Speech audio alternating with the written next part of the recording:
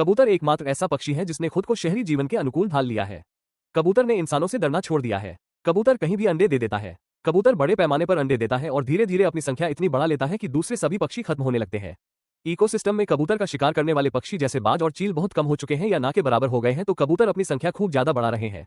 कबूतर जहां जहां जाता है वहां वहां दूसरे सभी पक्षियों को खत्म कर देता है, पूरे इकोसिस्टम को ध्वस्त कर देता है। कबूतरों से कई बीमारियां फैल सकती हैं, जिनमें से कुछ प्रमुख है हिस्टोप्लाज्मोसिस, क्रिप्टोकोकोसिस, सिटोकोसिस और हाइपरसेंसिटिविटी न्यूमोनाइटिस।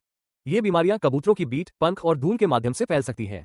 सर गंगाराम अस्पताल के डॉक्टरों ने जुलाई में जारी एक अध्ययन में ये संबंध बताया कि कबूतरों के मल और पंखों के लंबे समय तक संपर्क में रहने से पुरानी फेफड़ों की बीमारियां हो सकती हैं।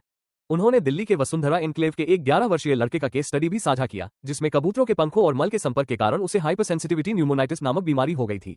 वैसे भी कबूतर भारतीय मूल का पक्षी नहीं है। यह अफ्रीका महाद्वीप से भारत में आया और भारत पर पूरी तरह से कब्जा कर लिया और दूसरे सभी पक्षियों को विलुप्त कर दिया।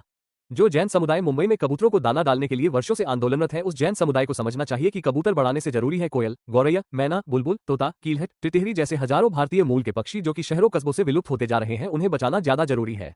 और वो तभी बच सकते हैं जब कबूतरों की संख्या कम की जाए।